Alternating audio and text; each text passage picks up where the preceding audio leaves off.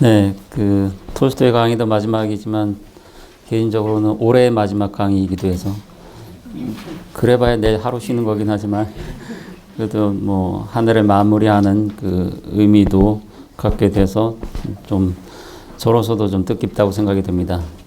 아시는 대로 이번에 이제 전쟁과 평화가 그 새로 개정된 번역으로 완간돼서 이런 자리가 마련됐는데 겸사겸사 이 작품의 그 의의에 대해서 오늘 좀 소개를 해드리려고 합니다. 처음 이제 그 제안받은 내용도 그랬는데 전쟁과 평화를 읽기 전에 알아야 할 것들, 거기에 이제 좀 주안점을 두도록 하겠습니다.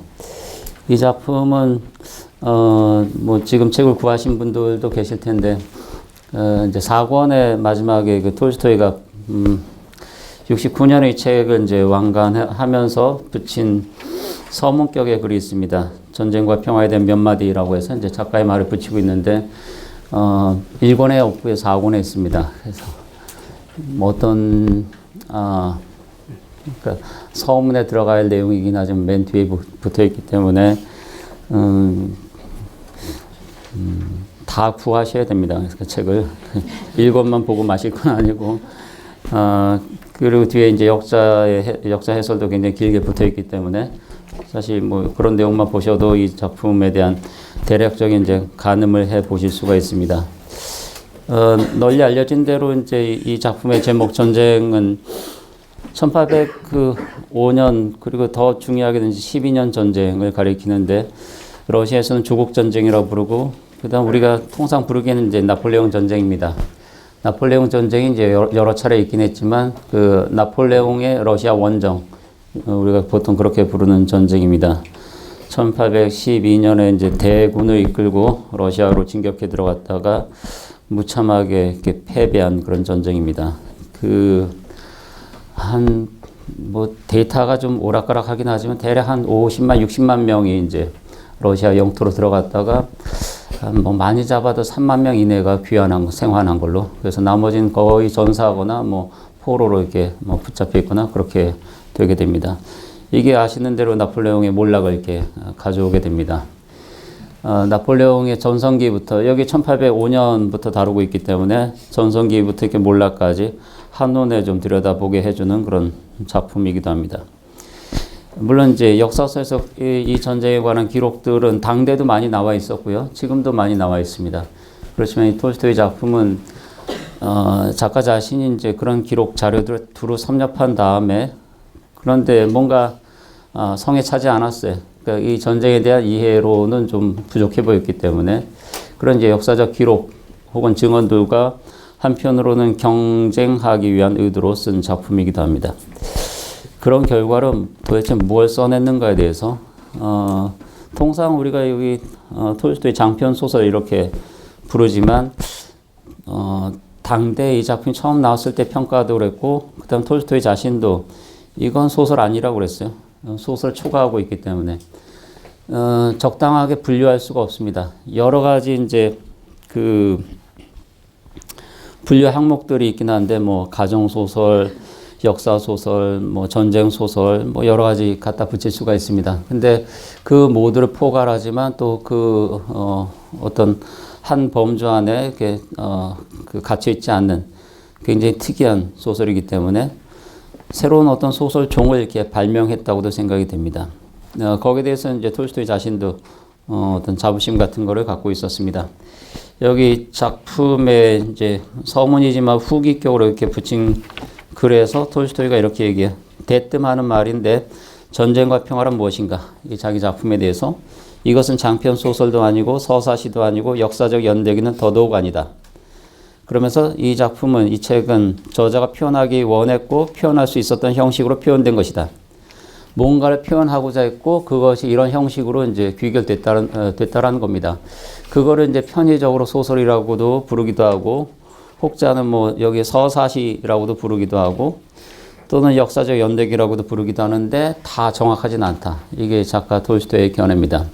그러니까 그 모든 것을 포괄하면서도 그런 어떤 분류 범주를 넘어서는 한마디로 어떤 사물을 이렇게 만들어낸 겁니다. 그런 어떤 형식, 그 어떤 실험성에 있어서는 앞서 이제 톨스토이의 두 장편 소설을 보긴 했지만 안나 카레니나나 부하리 같은 어떤 소설사적 의의를 초과한다고 생각합니다. 그러니까 작가 톨스토이의 여러 가지 위협이 있을 텐데 그런 어떤 이 작가의 소설가로서의 어떤 성취, 위협을 가장 극명하게 보여주는 사례가 전쟁과 평화라고 이렇게 생각이 됩니다.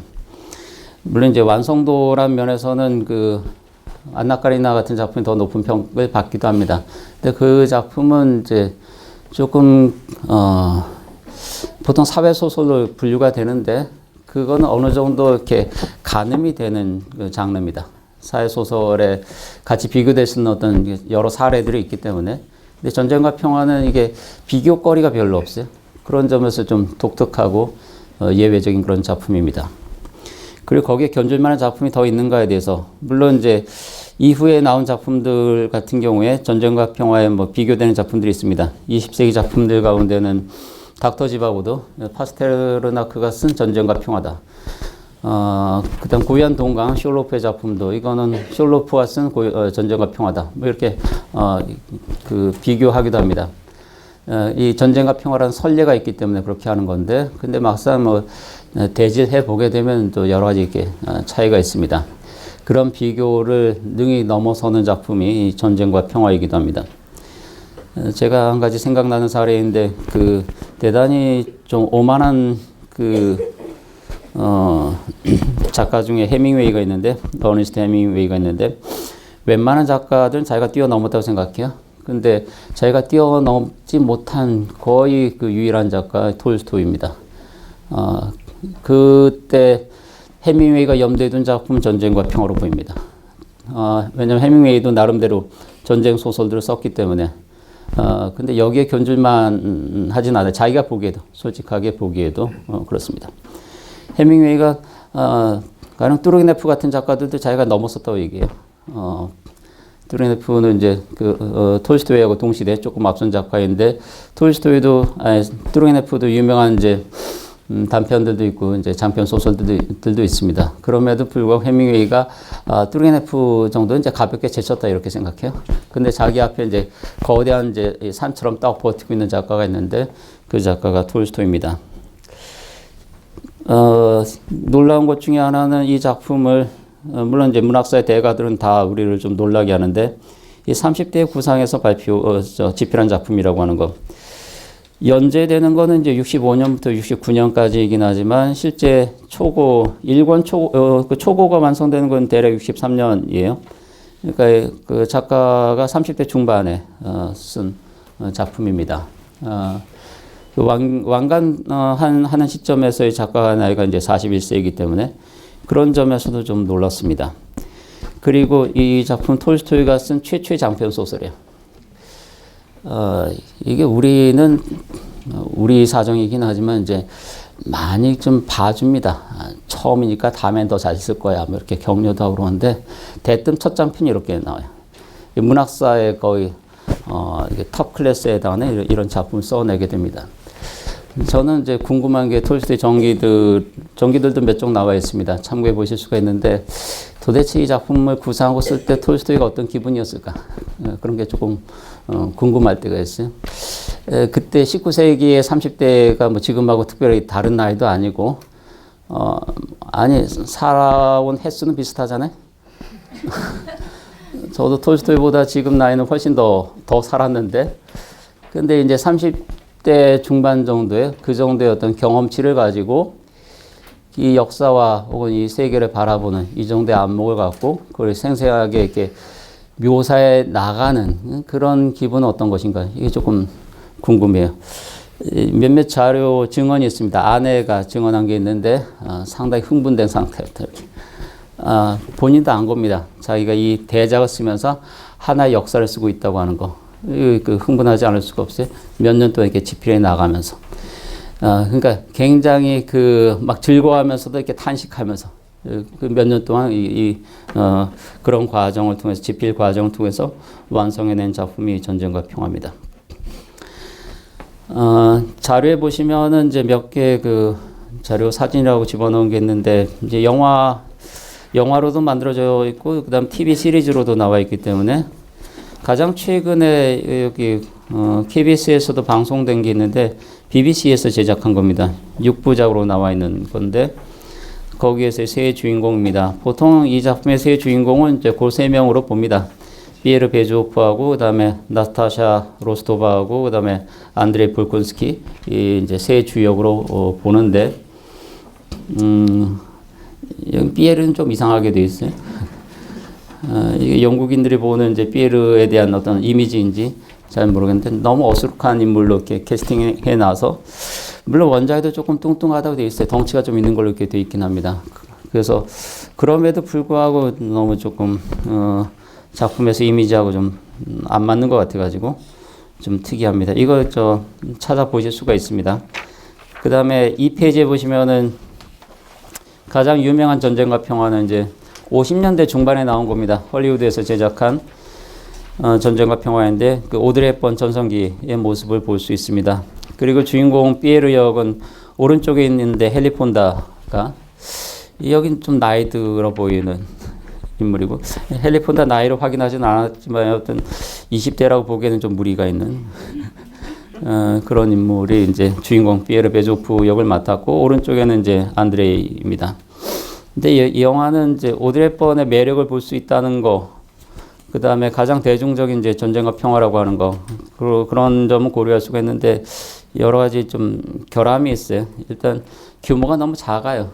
이게 헐리우드의 그 대작들에 견주어서도 좀 더 그 제작비를 들일만 한데 경비를 너무 아끼느라고 그랬는지 전쟁도 너무 좀 그 소박해요. 그래서 아니 그 60만 명이 갔다고 하는데 전쟁 장면만 보면은 그냥 한 수천 명 정도가 모여서 이렇게 전투를 치르는 걸로 보입니다. 그리고 또 한 가지는 결정적인 게 그 오드리 헵번의 의상입니다. 이 영화 보신 분들 기억하실 텐데 주로 노란색 옷을 입고 있어요. 이게 러시아 사람들이 다 질색하는 색깔입니다. 노란색. 노란색 옷은 귀족들이 입지 않습니다. 이거는 그 창녀들 색깔이에요, 옷이. 그 러시아에서 노란 딱지라는 얘기인데 창녀 신분증이 노란색이에요. 그러니까 이게 하층민들이나 입는 옷이지 귀족들은 절대 입는 옷이 아닙니다. 근데 이 작품에서 내내 노란 옷 입고 나와요. 이제 병아리처럼. 그래서 귀엽다고 하는데 이게 잘 안 맞지 않아요. 그러니까 러시아 어떤 문화 코드하고는 전혀 좀 맞지 않는 그런 설정입니다. 뭐 그러거나 말거나 뭐 러시아인 외에는 뭐 보는데 큰 불편함은 없는 그런 영화입니다. 근데 이 작품이 먼저 나옵니다. 러시아에서 제작된 것보다 러시아에서 나온 게 그 10년 뒤에 나와요. 1960년대, 66년, 7년에 나오는데 그게 뒤에 보시면은 러시아판 그 전쟁과 평화이고 이거는 앞서 나왔던 헐리우드판 전쟁과 평화, 이 킹 비더 감독이 만들었는데 이거를 충분히 의식하고 만든 영화입니다. 그래서 그 약간의 이제 체제 우월성을 보여주기 위한 의도도 담아서 찍은 영화입니다. 이 정도는 찍어야 돼 해서 러닝 타임도 이 영화는 2배 이상 됩니다. 이게 7시간 10분 정도 돼요. 그래서 이게 하루에 보기 어렵습니다. 뭐 도전해 보실 수는 있어요. 내가 끝까지 보겠다 해서 두 끼 식사해 가면서 보시거나 하실 수 있습니다. 이게 근데 저도 이 영화를 본 적이 있는데 국내에는 4개짜리 DVD로 이렇게 나온 적이 있어가지고 그래서 일주일에 하나씩 봤습니다. 한 달에 걸쳐서 본 기억이 있습니다. 서플먼트까지 하게 되면 9시간 정도 분량입니다. 이 영화는 세르게이 본다르추크라는 감독이 만들었는데 러시아의 국민 감독, 대작 전담 감독입니다. 이 대작 영화를 굉장히 많이 찍었는데 그 어디 숨어 있는 게 아니고 거기 왼쪽에 피에르 역을 맡은 인물이 감독 본다르추크입니다. 본다르추크는 좀 특이해가지고 뭐 연기도 좀 되는 감독이긴 했지만 자기가 만든 영화에 다 주연이에요, 자기가. 그래서 이 영화에서 피에르가 주인공이기 때문에 자기가 그 역을 맡아서 했습니다. 그리고 나타샤 역이 역시나 이제 중요한데 거기는 하단에 보시면 3페이지 그 류드밀라 사벨리에바라는 이제 배우인데 이거는 오드리 헵번을 겨냥해서 캐스팅을 했어요. 그래서 오디 헵번과 비교해도 이게 꿀리지 않는 왜냐면 당장 비교가 될 거잖아요. 헐리우드판 배우에서의 주연 배우하고 러시아판 배우하고 비교가 될 거기 때문에 최소한 외모에서는 뒤지지 않습니다. 심지어 전 더 능가하는 걸로 보입니다. 오디 헵번과 비교하더라도 이게 비교가 안 되시면 뒷페이지 넘기셔가지고 마지막 페이지에 보시면 이제 세 배우 가운데 있는 거는 이제 BBC판, 그러니까 2016년 판이고, 그 다음에 왼쪽에 오드리 헵번과 오른쪽에 사벨리에바가 있습니다. 이쁘긴 사벨리에바가 이쁘죠. 우리가 좀, 근데 약간 우는 표정에서 그렇긴 한데, 이게 무도회에 처음 등장했을 때 좀 낯설라고 하는 그런 장면입니다. 그리고 이 영화는 볼만한 거는 이제 규모에 있어서, 이거 한번 말씀드렸던가 싶기도 한데, 이때 60년대여가지고 아직 CG가 없을 때여가지고 실제로 12만 명이 동원됩니다. 전투신을 찍는 데 있어서. 지금은 그렇게 동원할 필요는 없고 그냥 다 그려 넣으면 되는데 그냥 카피해가지고 붙이기만 많이 하면 됩니다. 근데 이때는 12만 명이 뛰어다녔어요. 전투 장면을 그대로 보여주기 위해서. 그러니까 이 전투신이 굉장히 그러니까 그 규모가 상당합니다. 그 무도의 규모도 여기 그 3페이지에 보시면 왼쪽에 있는데 거기 이제 무도의 규모인데 이게 헐리우드 판하고 너무 비교가 돼요. 이 규모가 몇 배 정도 됩니다. 그래서 이게 영화는 이제 보기는 힘들어요. 7시간 넘기 때문에. 그렇지만 이런 장면들은 좀 그 실감하게 해줍니다. 러시아의 무도회가 어떤 거구나. 그리고 이제 당시 전투가 어땠구나라는 거는 좀 더 그 실감나게 보실 수가 있습니다. 영화 얘기를 이렇게 미리 말씀드리는 거는 이제 우리 번역본으로 2200쪽 정도 되네. 이게 만만치 않기 때문에 잘 선택하셔야 됩니다. 근데 짧게 이제 뭐 이 영화를 이 작품을 좀 느끼시려면 영화 버전으로 또 보실 수가 있는데, 근데 미리 이제 사전 학습용으로 좀 보셔도 됩니다. 왜냐하면 워낙에 이제 길고 많은 인물들이 나오고 또 줄거리도 또 여러 갈래로 복잡하게 얽혀 있기 때문에 조금 가늠하기 위해서 영화로 미리 조금 보시고 그 다음에 이제 작품을 읽기 시작하셔도 됩니다. 그리고 무리해서 읽으실 필요는 없고요. 2200쪽이면은 그냥 한 달 정도 잡고 그렇게 읽으시면 됩니다. 이걸 뭐 이번 주에 읽어볼 테야 이렇게 학대하시지 마시고 자기 학대이기 때문에 좀 넉넉하게, 그리고 작품 읽으면서 여러 가지 생각거리들이 있고 또 참고할 만한 내용들도 있기 때문에 그런 자료들도 같이 읽어가면서 이 작품을 이제 뭐 충분히 여유를 갖고 보시면 좋겠다는 생각이 듭니다. 네, 그 서두의 이 작품은 톨스토이가 새롭게 발명한 소설이기도 하다고 말씀드렸는데 어떤 점에서 그런가 이제 그런 내용을 좀 말씀드리겠습니다.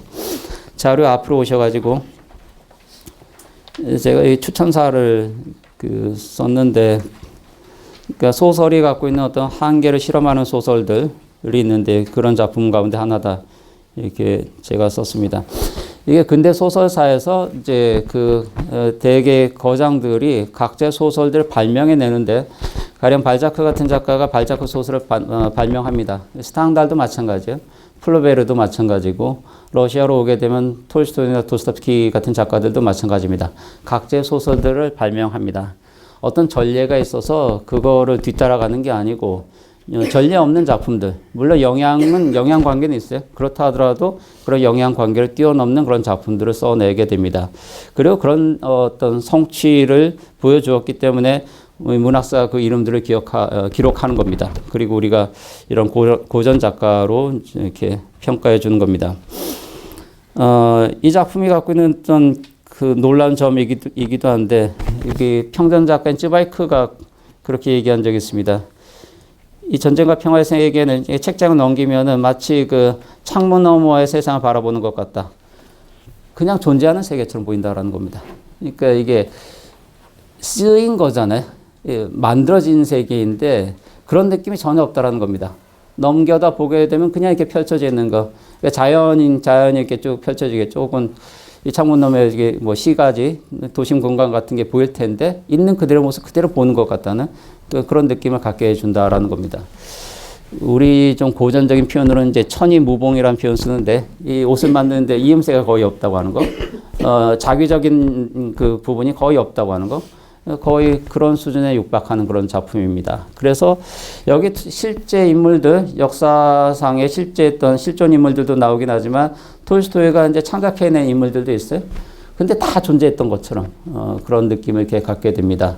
그리고 마치 1805년부터 20년까지 어떤 역사를 이 책이, 이 작품이 대체하는 걸로도 여겨지게 됩니다. 이게 놀라운 성취입니다. 그리고 이건 전례가 없습니다. 전례라고 해서 찾아볼 만한 거는 이제 이 프랑스 소설들인데, 프랑스에서 1830년경에, 30년은 그 소설사에서 이제 중요한 그 연도입니다. 그 두 작가 때문에 러시아 문학에서도 이제 1830년대가 중요한 전환점인데 이게 산문 소설 시대로 넘어가는 시기예요. 그러니까 그 이전까지는 이제 문학 시장이 제한돼 있어가지고 소설 문학이 별로 융성하지 않았어요. 그러니까 우리가 기억하는 이제 문학사에서 기억하는 중요한 작가들이 이 시기를 전후해서 이제 작품들을 발표하게 됩니다. 출발선에 있는 작가 이제 발자크 같은 프랑스 작가. 그 다음에 스탕달은 이제 그 나중에 문학사에서 이제 온당한 평가를 받게 되지만 당대는 연배는 발자크보다 위입니다. 발자크보다 위인데 스탕달이 쓴 소설은 아마 두세 편인가 밖에 되질 않아요. 이게 세 편 별로 많이 쓰지 않았습니다. 세 편, 네 편. 그건 그리고 늦게 썼어요. 왜냐하면 소설이 유력한 어떤 장르가 아니었기 때문에 그걸 씀으로써 인기도 얻고 돈도 벌고 할 수 있는 그런 게 아니었기 때문에 쓰지 않았어요. 그런데 비로소 쓰게 되는 거는 세상이 좀 바뀌었기 때문에 그게 이제 발자크 시대입니다. 발자크 시대이고 발자크도 29년부터 이렇게 작품 발표합니다. 자기 이름으로 이렇게 발표하게 되는데 그게 왜냐하면은 돈벌이가 됐어요. 그리고 명예가 됐어요. 그런 시대에 이제 가 이 1830년경부터 시작되게 됩니다. 근데 스탕달이 쓴 이제 대표작 그 여러 편 소설 쓰긴 했지만 이제 단 한 편의 작가로도 불리는데 이 적과 흙이라는 중요한 작품 씁니다. 이게 30년에 나오게 되는데 제목도 이게 의미가 있긴 하지만 그리고 이제 나폴레옹 시대를 다루고 있어요. 그 정확하게는 왕정 복고기를 다루고 있는데 나폴레옹의 몰락 이후의 시대를 배경으로 하고 있습니다. 근데 이 작품의 그 부제가 1830년의 연대기입니다. 이 제목도 중요하지만 이 부제도 중요합니다. 특정 연도가 나왔기 때문에. 이게 그 이전에 전례가 없어요. 어떤 소설 문학에서 특정 연도에 맞춘 작품을 쓴다고 하는 거. 이거 상당히 모험적이에요. 그리고 굉장히 새로운 시도입니다. 이건 통상 이제 그 역사학자들이나 갖다 붙인 제목이에요. 1830년에 연대기 하게 되면 이거 소설을 읽지 않아요. 뭐 역사 서겠구나 이렇게 하는 겁니다. 역사와 경쟁하는 소설입니다. 역사와 소설이 어떻게 경쟁하게 됐는가. 그만큼 가까워졌기 때문에 그렇습니다. 소설이. 원래 소설이 한쪽에는 역사가 있고 그다음 한쪽에는 신화가 있었어요. 이게 이제 점점 좀 가까워지게 됩니다. 이렇게 거의 이제 중복되게 되는데 이 1830년 요 적과학이 나온 연대에 거의 거기에 해당해요. 그 이전까지는 서로 이렇게 분야가 달랐어요. 이거는 이제 사실의 세계를 다룹니다. 이거는 이제 좀 허구적인 세계, 존재하지 않는 세계, 신들의 세계이기도 하고, 뭐 영웅들의 세계이기도 하고, 뭐 그 다음에 중세 뭐 이렇게 무용담, 기사도적 무용담의 세계이기도 하고, 근데 그런 이야기가 반드시 현실이어야 된다는 요구는 없었어요. 그건 지어낸 이야기여도 됩니다. 재미있기만 하면 되기 때문에.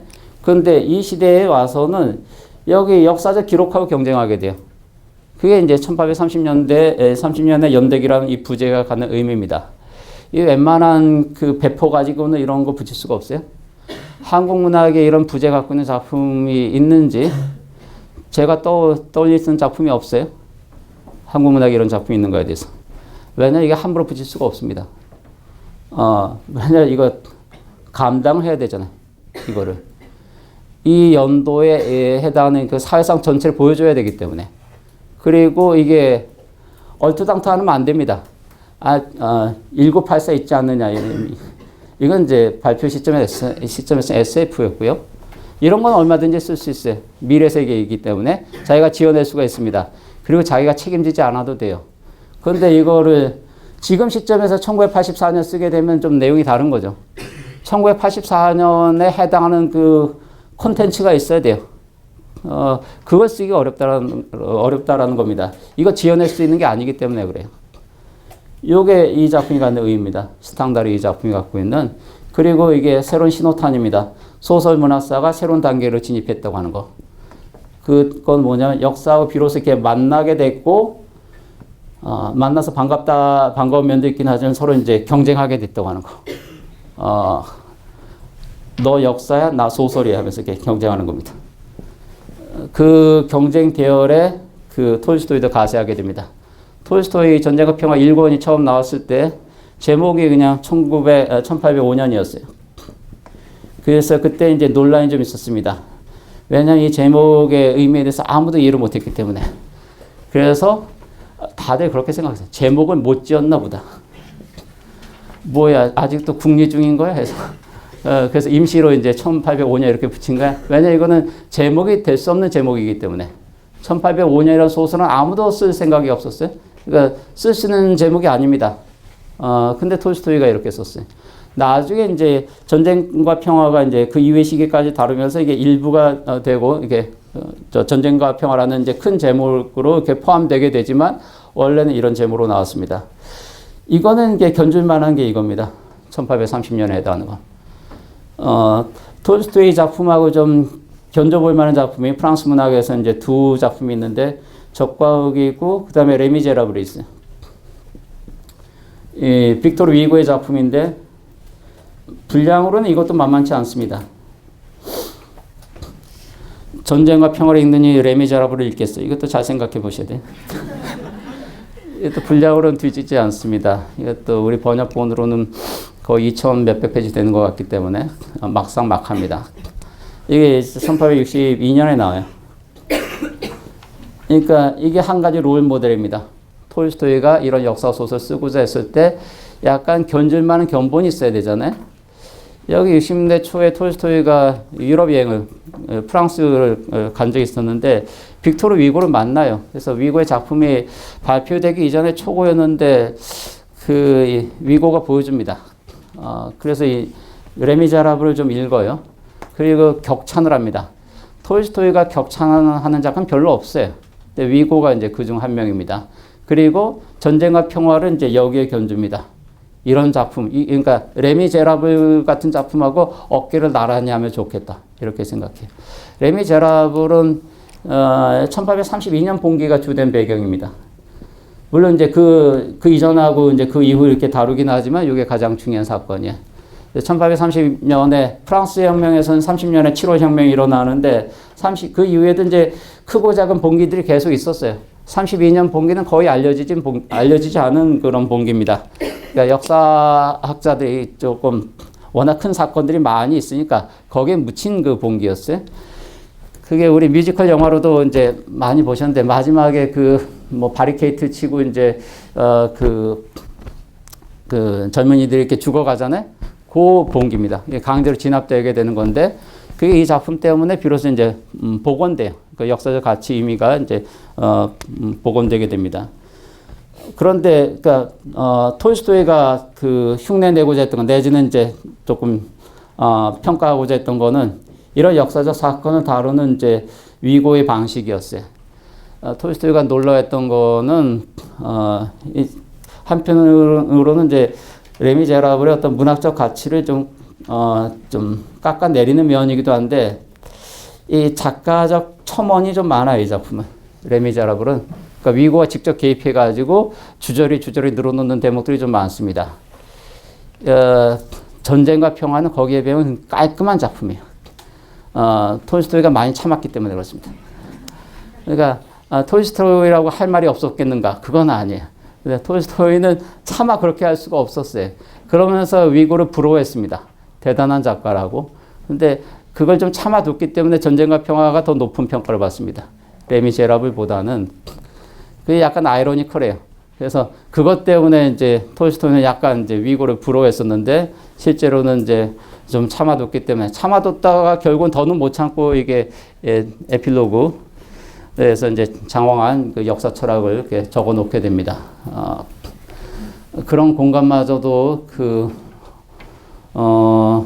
없었다고 한다면 마련할 수 없었다면은 톨스토이가 낙이 없었을 겁니다. 이렇게 긴 작품 썼는데 이거 쓸 만한 권리도 없는 거야 작가한테 이렇게 좀 탄식했을 법합니다. 작품과 관련해서는 그게 이제 이 작품에 조금 흠이라고 지적하는 평론가들도 있어요. 보통은 이제 작가가 작품에서 직설적으로 자기 주장을 늘어놓고 하는 것을 좀 불편하게 좀 부정적으로 보기 때문에 그게 이제 근대 소설의 미학입니다. 그런 기준을 갖고 보게 되면 좀 흠이긴 한데 톨스토이는 사실 그게 더 중요한 어떤 창작의 의도였다고 생각이 돼요. 이게 역사소설적인 면도 갖고 있지만 톨스토이는 역사란 무엇인가에 대한 자기 생각을 좀 말하고 싶었기 때문에 다르게 이제 역사 철학이기도 합니다. 여기 그 톨스토이가 붙인 이제 후기에서도 그런 내용이 좀 나와요. 그 역사란 무엇이고 역사는 무엇에 의해서 이렇게 진행돼 가는가, 흘러가는가에 대해서 역사를 움직이는 힘이 무엇인가에 대한 거기에 대한 이제 톨스토이의 성찰을 이제 적어놓고 있기도 합니다. 그 이런 방대한 규모의 어떤 작품을 쓰면서 자기 나름대로 이제 갖게 된 생각이 있을 거기 때문에 그런 생각을 이렇게 적어놓고 있기도 합니다. 여기 두 작품과의 그 관계에 대해서 좀 말씀드렸지만 이 작품들과 이렇게 경합하는 작품이라고 하는 거 그렇지만 동시에 분량으로는 뭐 레미제라블하고도 좀 비슷하긴 하지만 어떤 면에서는 좀 그걸 넘어서는 작품이고요. 왜냐하면 좀 더 많은 색깔을 갖고 있는 작품이기 때문에. 그다음에 적과흑과 관련해서도 이렇게 마찬가지입니다. 적과흑은 이제 왕정 복고 이후에 시대를 잘못 태어났기 때문에 줄리앙 소렐이 뭐 작품에서도 탄식하는 거긴 하지만 전쟁에 나갈 기회가 없어가지고 이거는 그 스탕달 탓도 아니고 스탕달은 실제로 러시아 원정에도 참전했던 사람이에요. 그러니까 돌아온 300명 안에 들어가는 사람입니다. 스탕달은 평전도 좀 읽어볼 만합니다. 굉장히 재미가 있습니다. 발자크 평전이 유명하긴 한데 쯔바이크가 쓴 스탕달 평전도 좀 흥미로운 내용을 많이 갖고 있습니다. 여기 러시아 원정과 관련해서 나온 에피소드는 그 퇴각하는 와중에도 매일같이 면도했다고 하는 거, 스탕달이. 좀 특이한 에피소드를 이렇게 남아 있습니다. 굉장히 많은 이제 그 병사들이 추위와 굶주림 속에서 낙오되고 하고 했었는데 그 와중에 매일같이 볼 사람도 없었거든요. 좀 특이한 에피소드를 갖고 있습니다. 이게 그러니까 스탕달과 러시아와의 인연인데 작품으로 보자면 이제 적과 흑 같은 작품하고 좀 비교거리가 되는 게 전쟁과 평화입니다. 그리고 흥미롭게도 전쟁과 평화가 발표되던 시점에 나오는 게 도스토옙스키의 죄와벌입니다. 60년대 대표작들이에요. 죄와벌은 이제 1866년에 연재가 됩니다. 그러니까 전쟁과 평화가 이제 65년부터 69년까지인데 이거 이제 분량이 요거 한 절반 정도 되기 때문에 조금 빨리 이제 완결되게 됩니다. 단행본이 67년에 나오던가 그렇게 되는데 이 둘 다 그런데 적과흑의 영향을 받습니다. 적과흑과 비교가 됩니다.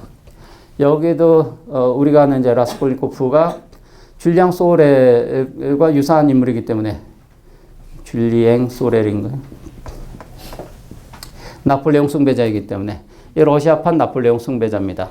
그리고 자기가 보통 사람들과는 좀 다른 비범한 이제 인간이라고 하는 거를 입증하고 싶어하는 이제 젊은 대학생이 나옵니다. 라스콜니코프가 나오는데 그래서 그 영향관계가 이렇게도 가고 그다음에 이렇게도 가고 전쟁과 평화와도 커넥션이 있고 죄와벌과도 이렇게 커넥션이 있고 그렇습니다. 적과흑은 여러모로 이렇게 중요한 작품이에요. 그래서 좀 필독해야 되는 그런 작품입니다. 그리고 전쟁과 평화를 읽기 위해서도 그러니까 사이드를 읽어볼 만한 작품이 레미제라블도 있고 적과흑 같은 작품도 있습니다. 다시 자료로 오셔가지고 이제 두 번째 단락부터 보도록 하겠습니다. 1805년부터 20년까지 다루겠는데 원래 구상은 여기 이제 작품 해설에도 나와 있지만 제카브리스트들에 대한 이야기를 쓰고자 했습니다. 이거는 이제 한 중편 정도로 미안에 그치게 되는데 원래는 장편을 구상했었습니다. 데카브리스트 봉기는 여기 1825년에 일어난 사건입니다. 그러니까 12월에 일어난 사건이어서 이제 데카브리스트 봉기라고 얘기합니다. 이게 영어로 디셈버, 러시아로 제카브리입니다. 그래서 12월에 사람들이란 뜻입니다. 12월 14일 날 봉기를 일으켰기 때문에 그런 실패한 봉기예요. 그런데 이 거사에 봉기에 참여했던 이제 젊은 러시아 청년 장교들이 있었는데 이들 상당수가 여기 1812년 나폴레옹 전쟁에 참전했던 그 영향을 받은 세대입니다. 요 12년에 전쟁이 일어나게 되고 이 14년에 이제 파리까지 알렉산더 1세가 직접 가요. 그래서 황제로부터 이제 항복 서약을 이렇게 받아내게 됩니다. 나폴레옹이 이제 몰락하게 되고 엘바 섬으로 유배되는 그런 시점인데, 근데 이때 이제 승전국의 그 장교들로 젊은 장교들이 파리까지 가게 됩니다. 그런데 충격을 받아요. 왜냐하면 이제 아주 낙후된 러시아하고 프랑스 대혁명 이후에 굉장히 새롭게 발전하고 있는 이 젊은 프랑스의 모습을 보게 되기 때문에 그 격차 때문에 충격을 받습니다. 그래서 오히려 이제 뿌듯해하는 게 아니고 자괴감을 가지고 귀국하게 돼요. 러시아가 이대로는 안 되겠다. 러시아가 바뀌어야 된다. 이런 생각을 하게 돼요. 그래서 러시아의 변화를 위해서 비밀 정치 조직의 결사를 만들게 됩니다. 이 비밀 결사가 나중에 이제 제카브리스트라고 이렇게 불리게 됩니다. 이 봉기가 일어나게 되는데 이 거사에 가담했다가 물론 이게 사전에 밀고가 돼가지고 새로운 황제 이 니콜라 1세가 이 작품에 나오는 황제는 알렉산더 1세입니다. 이제 영어로는 알렉산더이고요. 알렉산더 1세이고 그 다음에 동생이 1825년에 이제 황제가 되는데 니콜라 1세입니다. 그리고는 알렉산더 2세, 3세, 니콜라 2세. 니콜라 2세가 끝입니다. 니콜라 2세가 이제 1917년 2월 혁명 때 물러나게 되고 나중에 이제 일가가 다 이제 몰살당하게 되는데 마지막 로마노프 황가의 이제 마지막 황제가 이제 니콜라 1세입니다. 이 몇 개 내려가지 않아요. 그러니까 이게 뭐 암기하기 쉬우라고 그런지 여기 2세, 3세 가고 그다음에 니콜라 2세 이렇게 됩니다. 그리고 이 둘은 이제 형제지간이에요.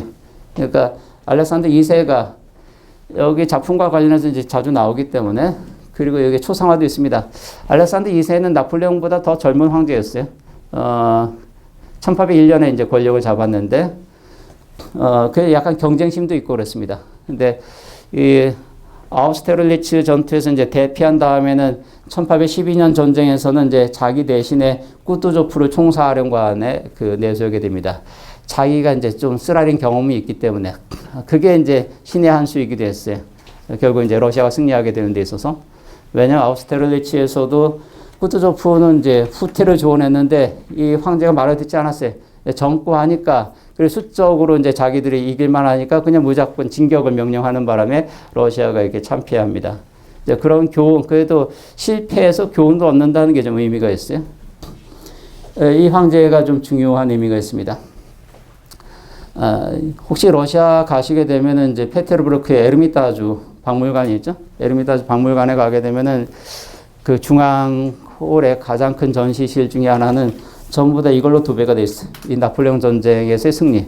그래서 알렉산더 1세의 그 전신 초상화가 굉장히 크게 그려져 있고, 그 다음에 사이즈별로 쿠투조프 장군 있고, 그 다음에 그 지휘관들까지 초상화 줄비하게 쭉 늘어서 있습니다. 이게 가장 위대한 승전의 그 기억이기 때문에 그래요.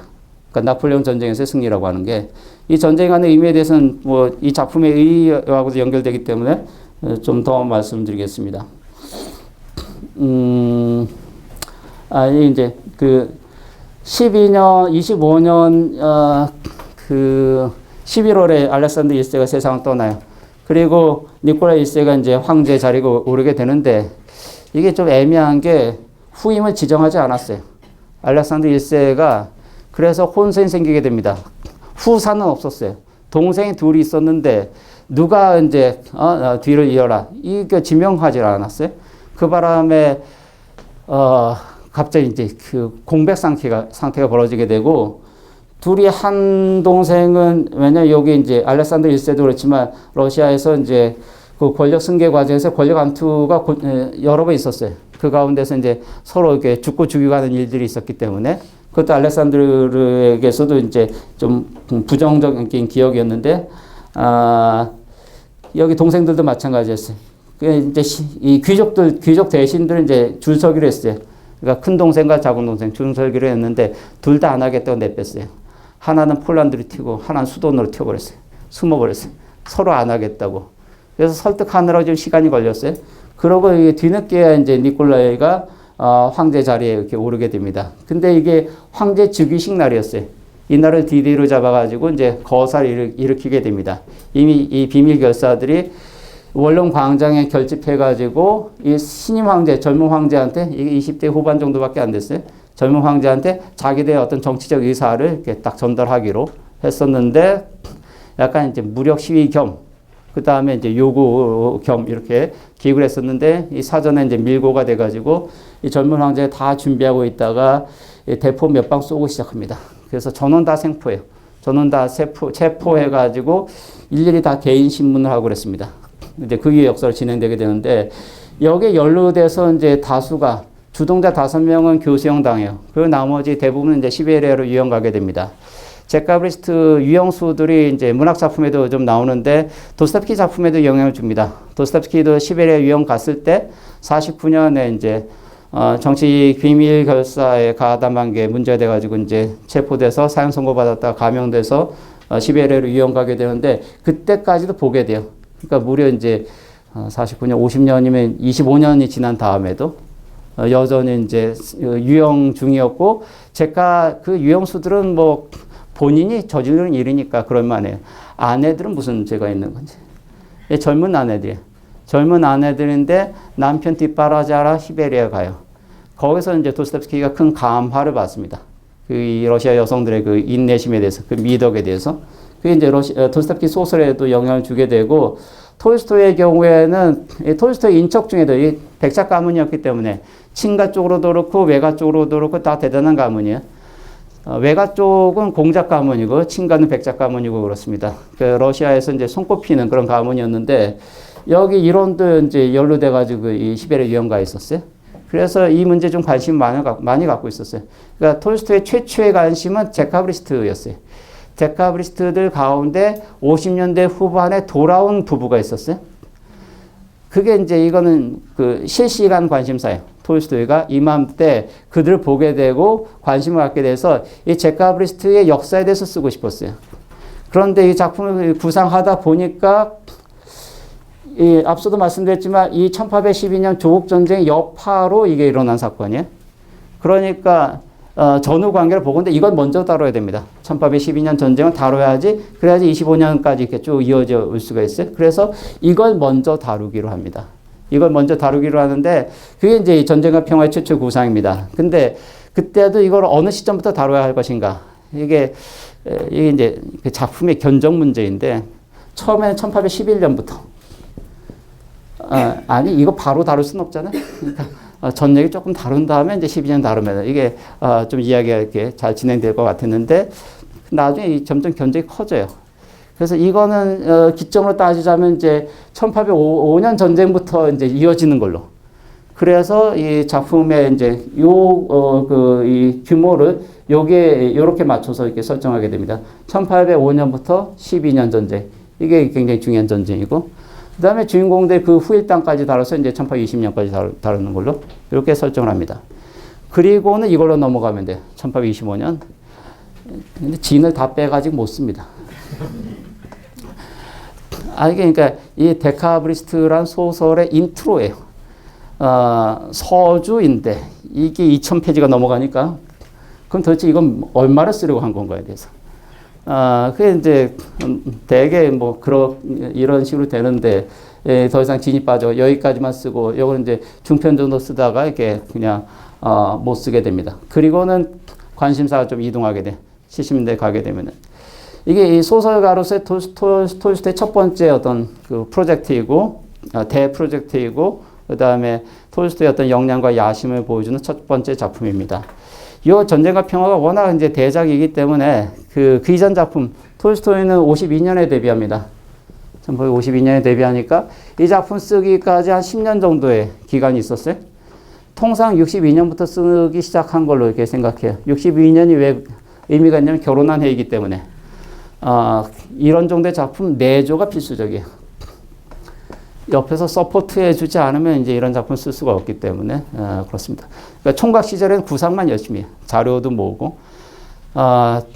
톨스토이가 본인 말로 이제 거의 도서관 수준이라고 얘기했어요. 그러니까 이 전쟁에 관한 온갖 자료와 증언들을, 기록들을 다 모아뒀기 때문에 거의 도서관 규모의 어떤 자료들을 갖고 있었는데 준비는 돼 있었어요. 근데 이거 언제 쓰느냐? 이게 엄두가 잘 나지 않았던 것 같아요. 대략 한 62년 3년부터 쓰는 걸로 되어 있습니다. 그게 결혼 이후입니다. 이제 여기서의 교훈 중에 하나입니다. 그 좋은 작품 쓰려면 결혼해야 된다고 하는 거. 전쟁과 평화만 그렇습니다. 지난주에 부활에 대해서 말씀드렸지만 그 안나 카레니나 이후에 톨스토이 결혼관이 바뀐다고 말씀드렸었죠. 그래서 최소한 2명의 톨스토이가 있다고 이렇게 말씀드렸는데 전쟁과 평화까지는 결혼하라고 이렇게 권장하는 톨스토이입니다. 인생과는 좀 달라요. 이 작품 끝날 때부터는 좀 이상하게 돼요. 69년부터. 69년에 이게 이제 그 후기 테마이기도 한데 요즘식으로 얘기하면 이제 공황장애를 앓게 됩니다. 69년에. 이건 상당히 좀 특이하다고 얘기해요. 왜냐하면 작가로서 정점이 있었기 때문에. 그러니까 41살에 자기 경력에 있어서나 그 작가로서의 어떤 명예라든가 그 위상에 있어서 최고점에 올라가게 됩니다. 러시아뿐 아니라 물론 이 작품이 바로 나왔을 때는, 그러니까 일부 나왔을 때는 제대로 평가를 받지 못했어요. 다들 뜨악하게 생각했기 때문에. 지금 보면은 1805년에 나왔을 때는 아무도 이해 못한 걸로 보입니다. 이 작품에 대해서. 왜냐면 이게 못 보던 물건이에요. 그러니까 다 흠을 잡았어요. 비평가들도 제목도 못 짓고 쓴 거야 하면서 해가지고 여러 가지 트집을 잡고 그랬는데 완간된 다음부터는 약간 평가 좀 달라지기 시작해요. 그리고 이미 당대 중요한 작가들, 뚜르게네프나 이런 작가들은 이제 인정하기 시작합니다. 톨스토이 역량에 대해서. 그러니까 역량은 무시할 수가 없어요. 그래서 이제 본인도 거기에 대해 이 작품에 대한 어떤 자부심도 이렇게 갖고 있었습니다. 그런데, 우리말로 이게 뭐라 그러나요? 호사다마 비슷하게. 이때 갑자기 그 공황장애를 앓게 되면서 죽음에 대한 공포, 때문에, 그 불안 때문에 톨스토이가 총도 원래 사냥 취미잖아요? 이 러시아 귀족들이. 근데 총도 이렇게 숨겨놓습니다. 여차하면 그냥 우발적으로 자살하게 될까봐. 이런 경험을 나중에 다시 안나 카레니나를 쓴 다음에 다시 이건 경험하게 돼요. 그 다음부터 이제 완전 넘어가게 됩니다. 그러니까 좀 특이해. 이게 죽고 난 다음에 얘기인데 이게 딱 생애 중간이에요. 82세에 죽었기 때문에. 뭐 이런 것도 계산되는 건지 모르겠는데 어쨌든 생애 딱 중간 시기였는데 그런 이제 아주 끔찍한 그 죽음에 대한 공포를 경험하게 되고 이게 톨스토이를 잠식하기 시작합니다. 이 작품은 생애 찬가예요.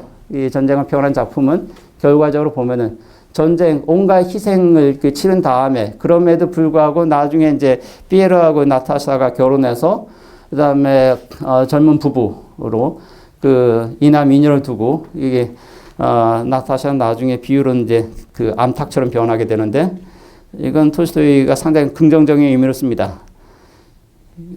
그렇게 받아들일 사람 별로 없는데 당신 안타깝군요. 이러면 이제 다 별로 기분 좋지 않을 것 같은데 톨스토이는 이제 굉장히 긍정적인 의미를 씁니다.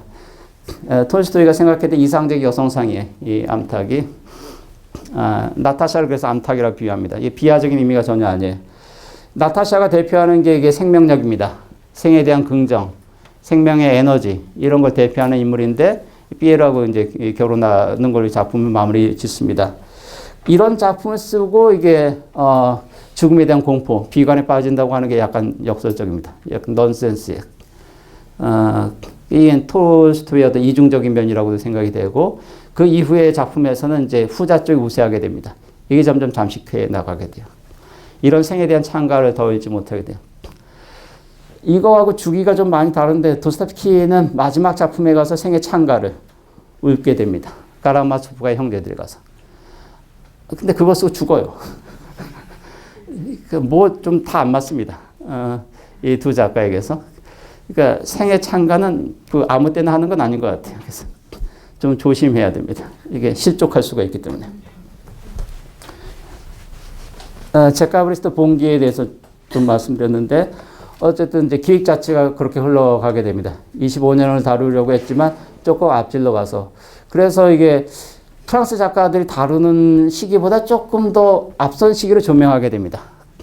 그리고 이게 그 연도가 앞선 1830년이라든가 1805년 같은 게 왜 나오는가에 대해서 이런 연도가 의미를 갖는 거는 이 대혁명 때문에 1789년 때문에 이 이후에 야 연도들이 의미를 갖게 됩니다. 왜 의미를 갖게 되냐면 계속 변화하기 때문에.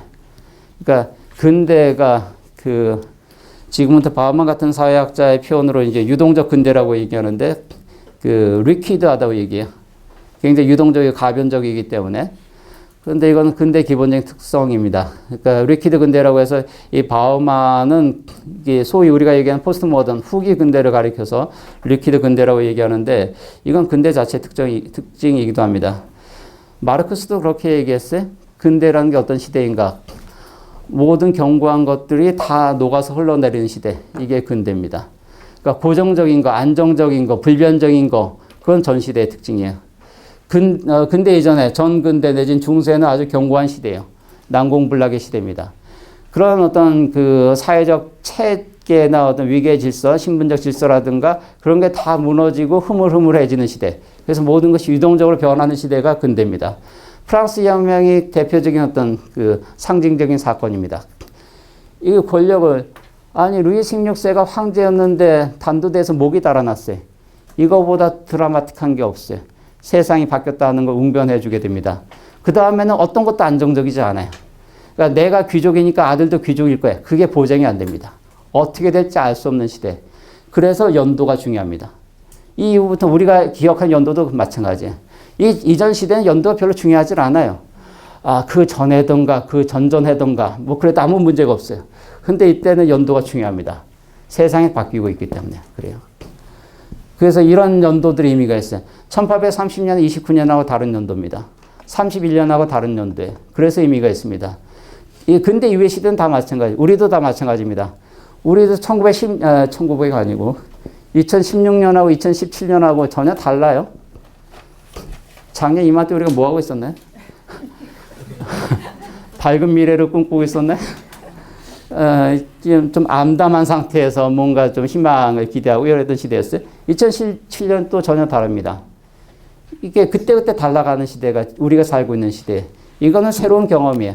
이게 근대인의 경험이에요. 이게 현대인의 경험입니다. 이거 현대성이라고 그래요. 그러니까 모던 내지 모더니티라고 얘기하는데 이게 이 의미 안에 새롭다라는 거, 유동적이라는 거, 또 가변적이라는 거 이런 뜻들이 다 포함되어 있습니다. 이게 근대. 우리는 유동적인 게 기본값이에요. 변화하는 게 기본값입니다. 유행도 그때그때 다 달라요. 그래서 몇 년 전 유행은 바로 촌스럽게 돼 있어요. 그렇게 이렇게 변화하기 때문에 그렇습니다. 물론 오래 버티면 돌아온다는 설도 있어요, 유행이. 그렇게 나중에 이제 계속 변화해 가는 겁니다. 핸드폰도 처음에 나왔을 때 이렇게 큰 걸 이제 머리에 쓰고 있었잖아요. 그랬던 시대가 있었어요.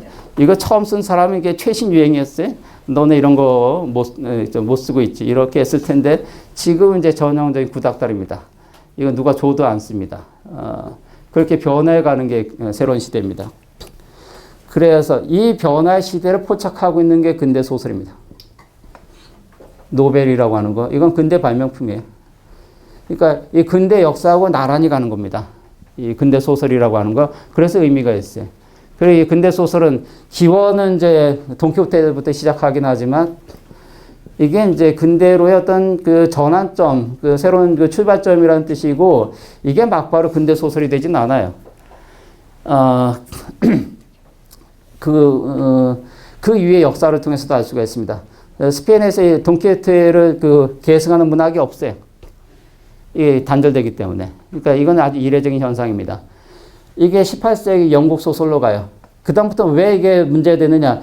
영국이 근대화에 있어서 가장 앞서가는 나라이기 때문에 근대 소설도 가장 앞서가게 됩니다. 그러니까 사회의 어떤 발전 단계 그대로 대응해요. 이 근대가 이게 근대화가 진행되지 않는데 근대 소설이 나올 수가 없습니다. 한국도 마찬가지예요. 한국은 왜 일찌감치 이런 소설이 나오지 않았는가? 소설만 보자면은 여기 19세기 그 중반에 이미 전쟁과 평화 이런 작품이 나와요. 한국에서 여기 견줄만 소설 도대체 언제 나오는 건가요? 한국 최초의 근대 장편은 무적인데 1917년에 나옵니다. 약간 인터벌이 있어요. 이게 반세기 정도. 전쟁과 평화에 비교해서도 전쟁 평화는 이제 근대 소설 한 정점입니다. 근대 소설이라는 게 탄생해서 정점을 찍은 다음에도 반세기 정도 지나서 한국에 처음 이제 근대 소설이 나오게 됩니다. 무정과 이게 비교해서 읽어보시면은 전쟁과 평화가 한 반세기쯤 뒤에 나온 작품이에요. 작품만 읽어보면 무정과 비교해서 읽어보시면 이게 그만큼 좀 오래된 작품, 올드한 느낌을 주는 작품입니다. 거기에 비하면 이 전쟁과 평화가 얼마나 세련된 작품인가를 좀 알 수가 있습니다. 그 왜 그런가? 우리가 좀 뒤쳐져 있어서 그래요. 여기 그래서 이 소설사의 중심이 이제 18세기는 영국이었다가 그 다음에 19세기에 프랑스로 오게 됩니다. 왜냐하면 18세기 후반의 이 혁명 때문에 그렇습니다. 여기 혁명 이후에 한 세대 지나서 중요한 작가들이 등장하게 돼요.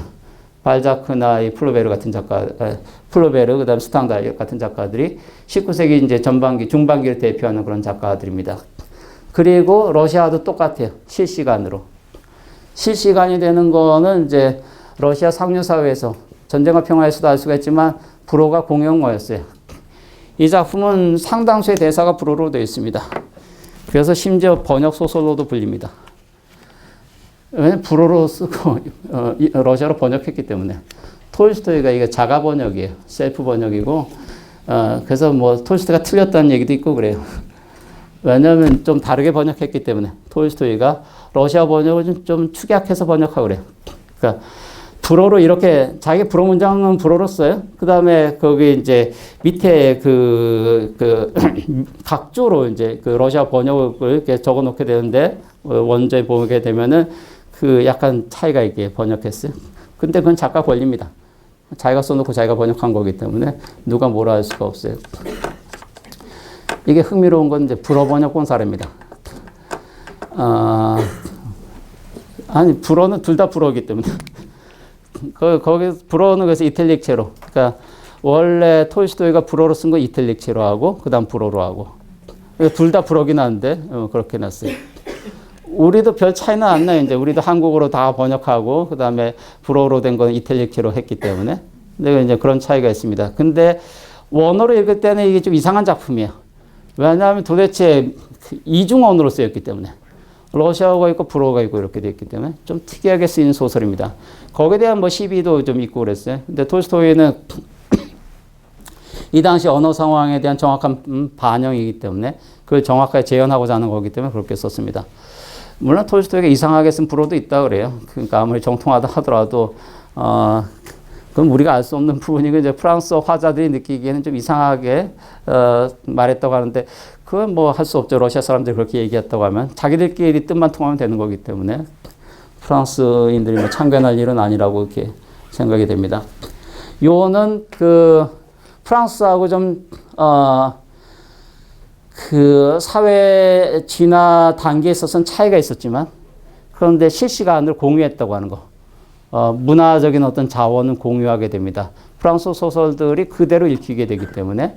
그래서 이게 러시아는 갭이 있어요. 그러니까 프랑스에서는 이제 사상이라든가 문화가 사회, 경제 어떤 발전 단계에 정확하게 대응합니다. 거기에 맞춰서 거기에 상응하는 어떤 사상, 그리고 이제 문학 작품도 그렇고 이게 문화 현상이라는 게 나타나기 때문에 러시아는 이게 이중화돼요. 이 러시아 사회는 경제는 이게 발전이 지체돼 있어요. 근데 문화적인 거는 이거 바로 직수입했기 때문에 요 사이에 간극이 있습니다. 이게 러시아 문화의 특징이에요. 그리고 이게 러시아 문학의 특징이면서 동시에 러시아 문학의 어떤 역설적 프리미엄입니다. 이 간극 때문에 작가들이 더 많은 어떤 과제를 떠안게 됩니다. 이걸 해소해야 되기 때문에. 그러니까 이중 과제예요. 러시아는 왜냐 요거를 맞춰야 되는 것까지 해야 되기 때문에 이 관념하고 이게 수입된 사상이고 관념이기 때문에 러시아 현실과 잘 맞질 않아요. 그 조정하는 작업도 해야 됩니다. 그러니까 러시아 자체적인 사상을 이제 만들어내면 되는데 또 그렇지가 않기 때문에 선진 사상이라고 해서 이제 영국에서 프랑스에서 다 들여옵니다. 다 들여오는데 이게 러시아 현실하고 맞질 않아요. 왜냐하면 러시아적 현실에서 이렇게 나온 사상이 아니기 때문에. 그래서 이게 소위 영점 조정 같은 거를 해야 됩니다. 이게 한 가지 과제가 더 추가되는 거예요. 그래서 러시아 문학이 좀 더 심오해지게 돼요. 이게 역설적으로 더 많은 과제를 떠안아서 그렇게 됩니다.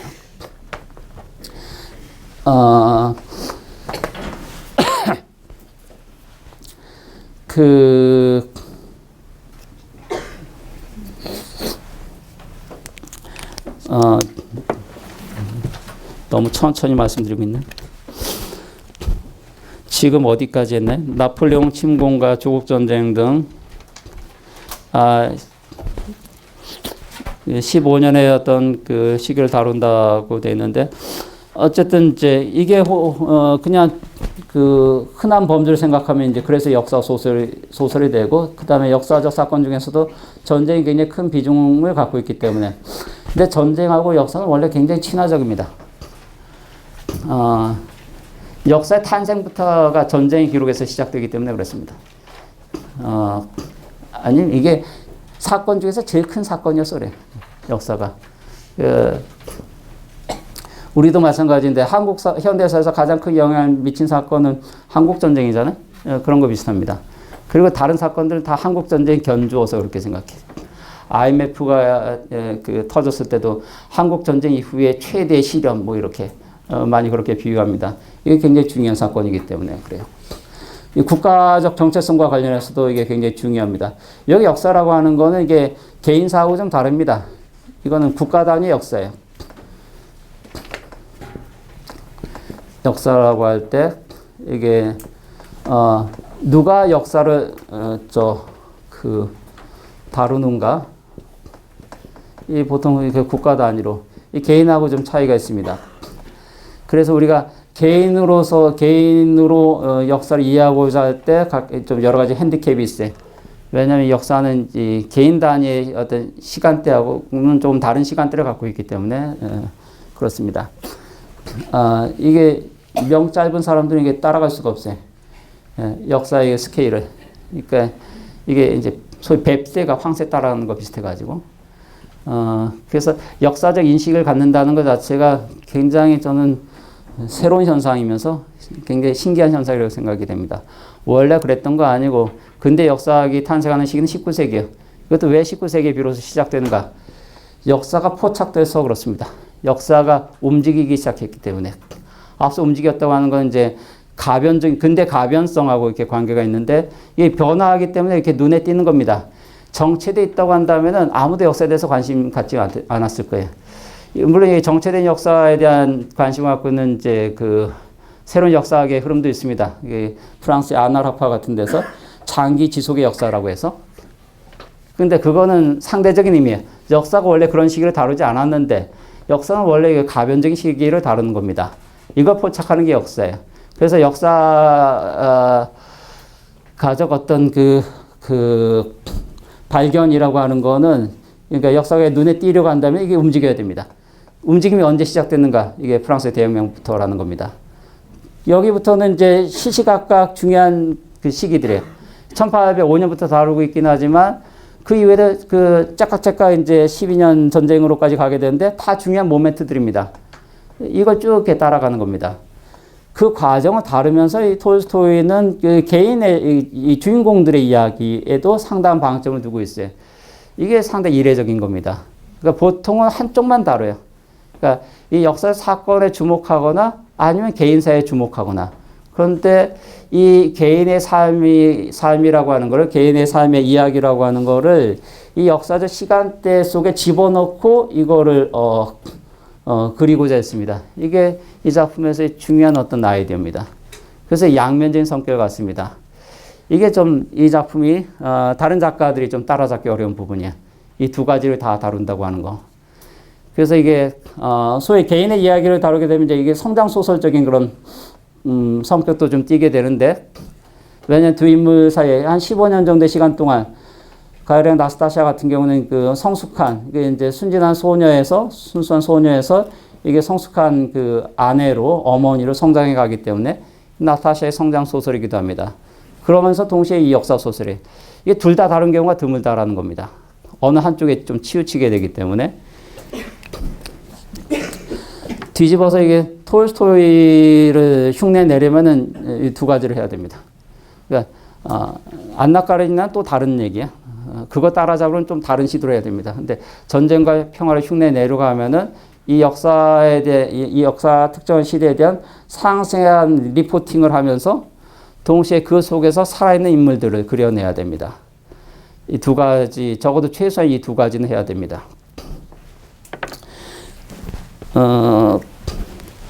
작품에서는 총 550여 명의 인물들이 등장한다고 하는데, 이거 세 본 사람도 있다는 얘기죠. 그냥 이 정도면 그냥 많이 등장한다 이렇게 하면 됩니다. 그러니까 셀 수 없을 정도로 많은 인물들이 등장한다 이렇게 되는데, 그렇지만 이제 주요 인물들은 대표적으로 한 서너 명 정도가 주요 인물이고, 그 다음에 이제 그 조연급까지 하게 되면 한 20여 명 이내 이렇게 포진시킬 수가 있습니다. 다른 인물들은 이제 단역으로 이렇게 처리할 수가 있는데, 주로 이제 세 집안 얘기로 이렇게 되어 있습니다. 볼콘스키하고 로스토프가 하고, 그 다음에 베조프는 여기 피에르 베조프 혼자 나오고, 그 꾸라긴가라고 이제 악역 전문 집안이 있습니다. 거긴 다 못된 걸로 나옵니다. 그리고 이제 여기 혼맥 관계가 이렇게 이어지는 걸로. 그래서 로스토프가하고, 로스토프가를 가장 긍정적으로 그리고 있습니다. 그 다음에 이제 안드레이가 속해 있는 이제 볼콘스키 가가 있는데 매우 엄격한 이제 아버지. 그리고 여기 로스토프가는 좀 인자한 아버지이고, 한쪽은 굉장히 엄격하고, 엄격한 아버지고, 그렇게 돼 있어요. 피에르 베조프는 이제 베조프 가문의 서자인데 아버지가 죽으면서 유언으로 이제 그 공식 적자로 인정하고, 그 다음에 모든 재산을 상속한다고 하게 되면서 일약 베조프 백작이 됩니다. 인물로만 보자면 구도가 그렇게 복잡하진 않습니다. 여기, 나타샤의 두 남자가 있기 때문에, 안드레이하고, 그 다음에 피에르하고. 안드레이하고 약혼자였다 피에르하고 결혼하게 됩니다. 중간에 이제 아나톨이라는 이제 날바람둥이가 하나 있는데, 이게 이제 나타샤에게는 한 가지 시련이 됩니다. 나타샤의 성숙이라고 하는 거는 이제 아나톨의 유혹을 이렇게 이겨낸다는 점에서, 여기는 이게 전형적인 교양 소설이에요. 교양 소설이라고 하는 거는 이제 소위 아픈 만큼, 그다음 시련을 겪은 만큼 이렇게 성숙해진다는 거기 때문에 성숙의 기회가 주어지게 됩니다. 이게 안나 카레니나와의 차이점이에요. 안나 카레니나에게서는 안나에게 그런 기회가 주어지지 않습니다. 톨스토이가 안나 카레니나 정도에 가서는 70년대 중반부터는 이게 작가적 세계관 자체가 좀 달라지기 때문으로 보입니다. 여기까지는 그러니까 실수라든가 혹은 착오라든가 이런 것이 다 이런 게 통치에서 경험이 되는데, 이게 다 성장의 계기가 돼요. 그게 가능하다고 보는 관점이 있어요. 이게 60년대까지입니다. 이전 작품, 결혼 전에 쓴 작품 중에 가정의 행복이라는 작품에서도 그렇게 그리고 있어요. 거기서도 이제 젊은 이제 그 마샤가 주인공인데 세르게이라는 남자와 이렇게 결혼하게 됩니다. 근데 결혼 이후에 거기도 뭐 이태리 귀족인가의 그 유혹을 받아요. 그래서 한번 탈선할 뻔합니다. 근데 뭐 육체적 관계까지는 아니고, 그러니까 스킨십 정도였어요. 근데 그 정도도 상당히 그 충격을 받아요. 마샤가. 그래서 나중에, 그러니까 마샤가 이제 사교계에 드나들다 보니까 이제 그런 유혹을 이렇게 받게 되는데, 나중에 남편이 좀 나이가 많습니다. 남편 세르게이한테 원망을 해요. 왜 나한테, 나를 그렇게 방치했느냐고. 방치한 건 아니고 아내 마샤가 원하니까 그렇게 소원 들어주는 겁니다. 여기 세르게이라는 남자는 이제 안나 카레니나의 레빈 비슷해요. 그러니까 사교계를 아주 싫어하고, 젊었을 땐 좀 드나들었지만 이제 환멸을 느끼고 거들떠 보지도 않습니다. 시골 영지 경영에나 그 관심을 갖고 있어요. 그런데 시골 생활이 이제 젊은 그 아내에게는 너무 지루하기 때문에, 자기가 화려한 사교계의 경험을 하지 못했기 때문에 거기에 대한 선망을 갖고 있어요. 그래서 세르게이가 어떻게 하냐면 아내 소원을 들어줍니다. 그래서 이렇게 도시로 올라와요. 도시에 올라와서 사교계에 데뷔하게 됩니다. 이 젊은 아내가 처음 데뷔하게 되니까 이제 사교계는 원래 의례적이에요. 뉴페이스를 선호합니다. 그래서 새롭게 등장하니까 막 치켜 세워주고 뭐 남자들이 또 대시하고 그래요. 그러니까 잠시 이 마샤가 좀 우쭐해합니다. 이런 거구나 이렇게 생각해요. 그런데 거기에 좀 지나니까 또 한때예요. 다른 뉴페이스가 등장하니까 이제 그쪽으로 사람들 관심 쏠리게 돼요. 이게 현실이에요. 그리고 또 한 가지 위협은 이제 앞서 또 이런 이제 이 바람둥이들이 어떤 유혹을 이렇게 노골적으로 받게 됩니다.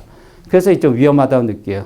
그래서 더 탈선하지 않은 상태에서 이제 마샤가 남편한테 당신은 사교계를 경험해 봤으니까 다 알 거 아니냐고. 그럼에도 불구하고 그러니까 나를 사랑한다는 남자가 위험에 자기 방치했다는 겁니다. 그런데 세르게의 답변이 나는 그런 거 이미 경험해서 알고 있지만 본인이 직접 겪어봐야 한다고 생각해요. 그러니까 내가 미리 차단했다고 하면은 이제 불만스러웠겠죠. 그냥 자기가 직접 겪은 게 아니니까. 그러니까 자기의 직접적인 경험치로부터 뭔가 배우고 그게 그 실현이라 할지라도 그 다음에 성장한다는 겁니다. 이런 세계관은 요 전쟁과 평화까지만 유효해요. 70년대부터는 달라지게 됩니다. 그래서 저는 보통 안나 카레니나 이후에 이제 톨스토이 전기 후기 이렇게 구분하는데 그 경계선이 조금 당겨진다고 생각해요. 전쟁과 평화하고 안나 카레니나 사이에 작가적 세계관의 단절이 있습니다. 그러니까 60년대 작가 톨스토이하고 70년대 작가 톨스토이는 완전히 다른 걸로. 결혼 생활을 쉽게 기준으로 하자면은 60년대까지는 긍정적이었다가 70년대 가서는 부정적이게 됩니다. 안나 카레니나 같은 작품에 가서는. 그게 이제 톨스토이의 특징입니다. 그래서 여기까지는 이제 일종의 결혼 권장 소설이라고도 말씀드렸는데 이런 이야기 속에서 이제 자기의 그 좋은 짝을 만나는 이야기 그렇게 귀결이 됩니다. 나타샤에게는 안드레이도 있었고 아나톨도 있었어요. 근데 최종적으로는 이제 가장 그 맞춤한 짝 피에르를 만나서 결혼하게 됩니다. 그리고 행복한 결혼 생활을 하게 되는 걸로 이렇게 되어 있어요. 이 안드레이하고 피에르는 둘 다 톨스토이 분신입니다. 되게 그렇지만 이제 여주인공은 작가랑 결혼하게 돼 있어요. 작가의 분신적 인물들하고. 다만 이제 톨스토이의 그 두 단계예요. 안드레이에서 피에르로 이렇게 이행해 갑니다. 톨스토이가 실제 젊은 시절 초기의 모습은 안드레이 모습이에요. 이게 상당한 그 우월감, 그리고 좀 오만한 인물이었어요. 톨스토이가. 톨스토이 젊은 시절에 사진 봐도 알 수가 있어요. 톨스토이는 외모 콤플렉스가 있긴 했지만 그렇게 못 봐줄 정도는 아닙니다. 근데 인상이 상당히 굳은 표정이에요. 그리고 딱 오만하다는 게 딱 드러납니다. 그런 자세 같은 데서 자신감, 오만함 이런 것들이 딱 드러나요. 이 안드레이 모습이에요. 그런 오만함은 어디에서 나오느냐? 자기 혼자 진지한 고민한다고 생각했어요. 이 안드레이하고 피에르 여러 가지 이제 성격 차이도 있긴 하지만 공통점이긴 합니다. 인생에 대해서 진지한 관심을, 물음을 이렇게 갖고 있다고 하는 거. 그 점에서 공통적입니다.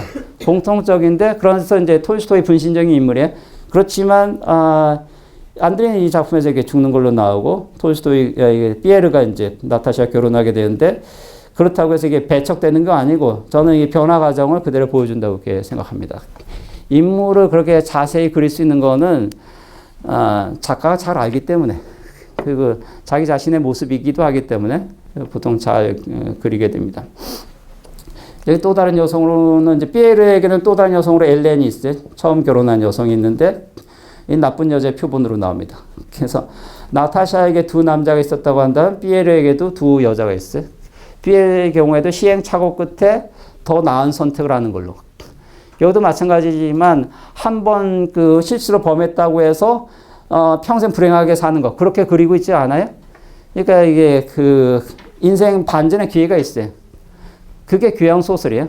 성장 소설, 교양 소설이라고 하는 거는 인생의 실패를 전화 위복의 계기로 삼을 수 있게끔 하는 거. 그게 성장 소설입니다. 안나 카레니나는 그렇게 그리고 있지 않아요. 안나는 한 번 탈선했지만 다시 돌아오지 못하는 걸 그립니다. 그거는 그냥 죽음밖에 없어요. 이 사카즈 세계관의 차이 때문에 그렇습니다.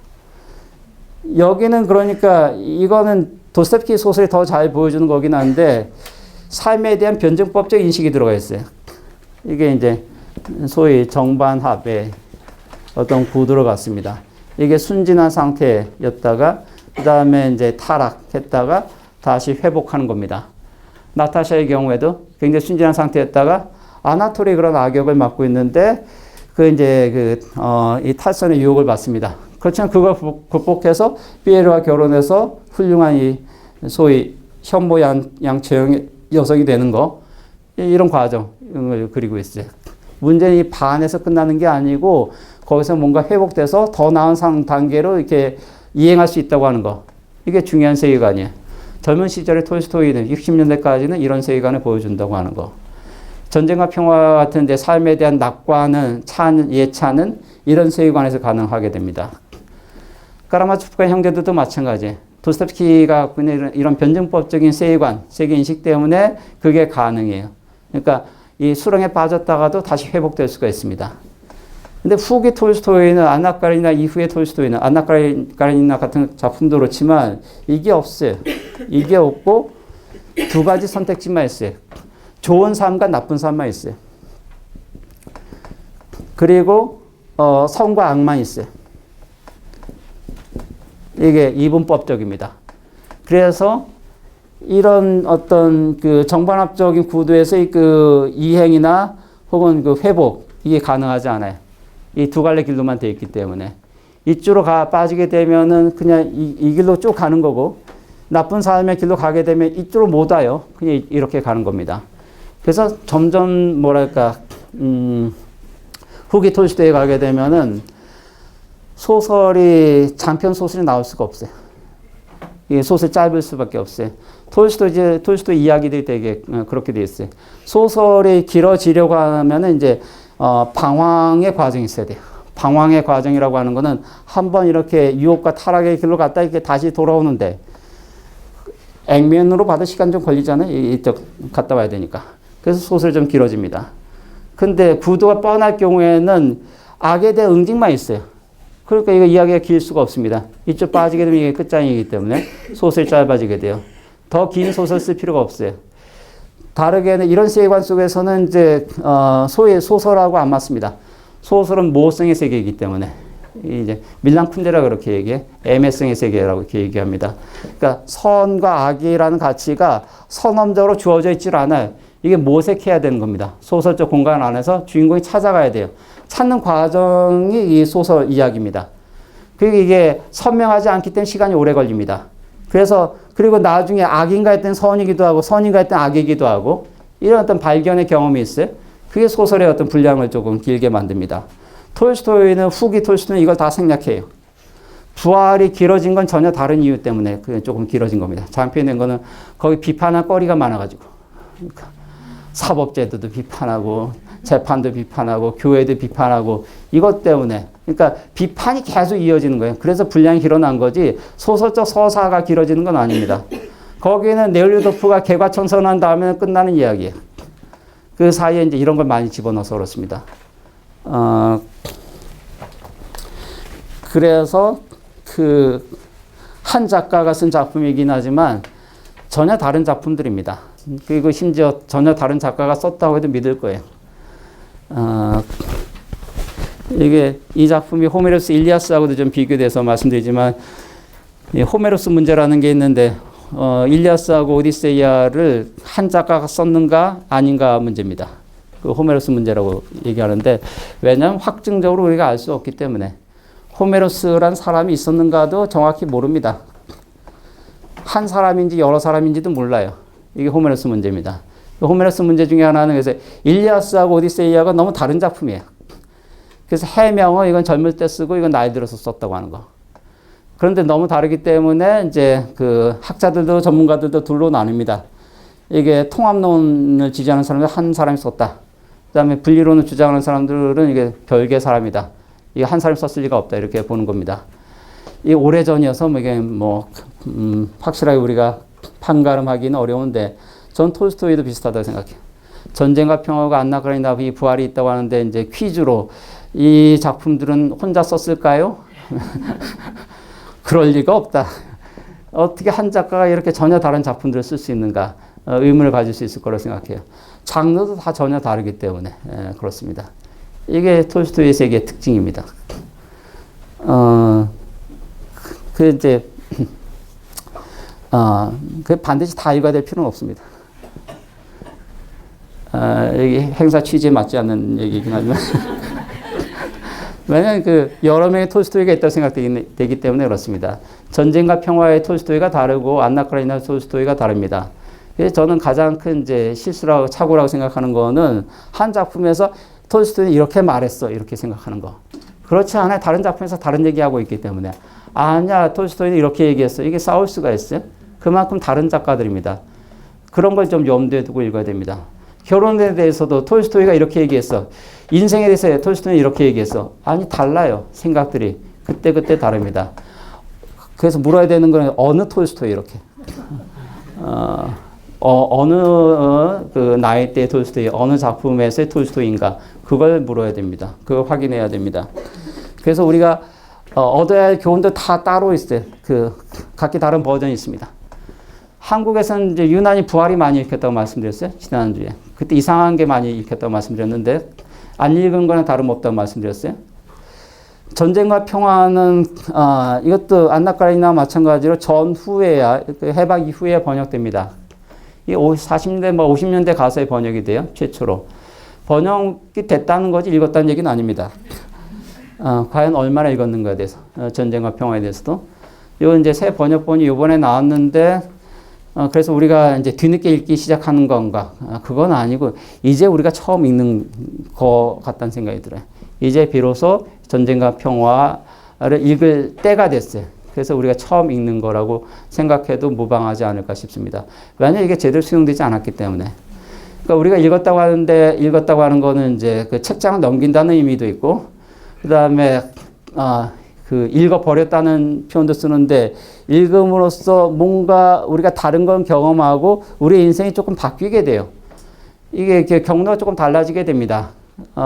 그런 읽기의 경험을 우리가 가졌던 거에 대해서 전쟁과 평화는 한 번도 우리에게 경험을 주지 않았다고 생각해요. 그래서 우리가 비로소 읽게 되는 겁니다. 이 작품을 통해서. 그러니까 우리가 접할 기회는 없진 않았지만 우리가 과연 읽었던 거에 대해서 그냥 넘겨본 건 아닌가. 물론 이제 여러 가지 제약이 있습니다. 우리하고 이 작품이 잘 맞는가에 대해서. 지난번에도 말씀드렸지만 일본에서는 이제 그 특별한 계기가 있었어요. 러일 전쟁도 있었고 2차 세계대전도 있었기 때문에 태평양 전쟁도 있었기 때문에 톨스토이 이 작품이 유난히 많이 읽혔습니다. 그건 이제 일본적 특수성 때문에 우리는 이걸 읽을 만한 어떤 그런 계기, 경험을 갖고 있는 것에 대해서 좀 생각해 보게 되는데 저도 좀 따져봐야 되겠어요. 그러니까 이게 그냥 고전이어서 읽는가? 아니면 우리에게 이 작품 읽어야 될 어떤 절박한 필요성이 있는가? 내재적인 어떤 요구가 있는가? 그건 좀 생각해 봐야 됩니다. 제가 자료 찾다 보니까, 전쟁과 평화를 읽은 최초의 한국인이 있는데, 윤치호가, 이게 50년인가 60년인가 일기를 써가지고 굉장히 방대한 자료, 그것도 영어로 썼어요. 그래서 굉장히 많은 인력이 투입돼가 윤치호 읽기 번역 사업을 했어요. 영어로 썼기 때문에 한국말로 번역하는 사업을 했습니다. 굉장히 많은 그 국가 경비를 쏟아 부어가지고 일기를 번역했었는데 윤치호가 니콜라 2세, 1896년인가 니콜라 2세 대관식이 있었어요. 거기 초청받아서 가요. 그래서 민영환이 이제 그 특사로, 고종의 특사로 가게 되는데 그 수행원으로 갔어요. 윤치호가 대단히 똑똑해가지고 이게 영어를 아주 잘했어요. 그래서 이제 통역관 비슷하게 가요. 그래서 그 가는 도중에 전쟁과 평화를 영어판으로 있습니다. 아니, 읽었다 써놨어요. 그리고 거기에 대한 소감도 적어놨기 때문에 한국어판은 없을 때니까 읽으면 이제 영어판이 1어판밖에 없는데 1어판 전집은 더 늦게 나오거든요. 그래서 아마 이게 최초의 기록으로 보입니다. 윤치호가 읽은 톨스토이가 있어. 그러면은 지금 이제 몇 년 된 건가요? 120년가량 한국인 최초로 읽은 지 120년가량 정도 됐어요. 독서 역사가 그 정도 됐다고 한다면 이제 이 작품과 관련해서 조금 정산을 좀 해봐야 됩니다. 한국인에게 뭘 남겼는가? 우리가 뭘 읽었던가에 대해서. 전쟁과 평화에 대해서.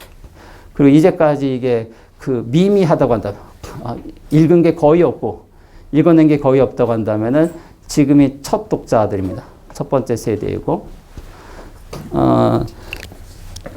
저는 그런 의미도 좀 있다고 생각이 됩니다. 이게 읽기 전에 알아둬야 할 것들이라고 하니까 너무 제가 의식했는지 소설에 대해서는 별로 들어가지도 못했는데, 자료에서는 2페이지로 넘어가셔가지고 판본에 대해서는 작품 해설에 좀 내용이 나와 있습니다. 이건 좀 복잡해요. 복잡하기 때문에 그냥 조금 전문가들한테 좀 맡겨둬야 되는 부분입니다. 이게 초판본 전쟁과 평화라고 해서 이제 한국어판이 따로 나오게 됐습니다. 거기에 주요한 차이점은 이제 두 번째 에필로그가 빠져 있고 하는 부분들인데, 그러니까 이 톨스토이가 뒤로 갈수록 이제 그걸 점점 더 억제를 못합니다. 그러니까 자기 생각, 자기 사상을 작품에 집어넣으려는 어떤 충동이 잘 제어가 되질 않아요. 30대 때는 그걸 잘 통제했는데, 그래서 좀 소설이 좀 달라지게 됩니다. 이 생전에 이제 69년에 이제 처음 나온 다음에 그 이후에도 몇 번 판본이 나옵니다. 이게 생전에 아마 5판인가까지 나오면서 그때마다 이제 작가 톨스토이가 조금 수정들을 했기 때문에 뭐 이런 사항까지는 우리가 정확히 알 수 없지만 작품 여기 책에서는 이제 각주라든가 뭐 역자 해설 같은 걸 좀 참고해서 좀 어림해 볼 수 있습니다. 그 다음에 중요한 대목을 좀 빼놓을 뻔했는데, 여기 역사를 누가 움직이는가와 관련해서 그러니까 성장 소설적인 내용이 있다고 말씀드렸으니까 그건 이제 따라가면 되고, 대개 영화화된 작품들에서는 주로 이것만 다룹니다. 그러니까 역사적 사건, 전쟁 씬 같은 거는 그냥 배경으로 들러리 역할을 하는 거고, 주로 이제 사랑 이야기 그걸 다루게 돼요. 그것도 너무 좀 속보이긴 합니다. 그건 뭐냐면 이제 독자나 관객 수준이 거기에 있기 때문에 그래요. 이걸 원하시죠? 해서 그것만 보여주는 겁니다. 좀 딱딱해 보이는 거, 어려워 보이는 건 다 생략해 버리기 때문에 가장 대중화된 판본이에요. 그러니까 영화가 굉장히 뭐 현학적이고 어려운 내용을 다룰 수도 있는가, 이 주제를 다룰 수도 있는가 좀 생각해 볼 문제이지만, 대중들이 사랑하는 영화는 이제 다 어떤 전형화된 틀이 있습니다. 거기에 맞춰지고 있기 때문에. 근데 그런 영화에서 다룰 수 없는 거, 역사 철학을 어떻게 다루네. 이거 영상에 옮기기도 어려워요. 근데 굉장히 중요한 주안점입니다. 이 작품과 관련해서 톨스토이가 왜 역사에 도전했는가에 대해서 그걸 알고 싶어 했어요. 이건 톨스토이 자신의 관심사입니다. 이 작품 써 나가면서 도대체 역사는 누구에 의해서 움직이는 것인가. 가장 당시에 대표적인 거는 영웅사관이었어요.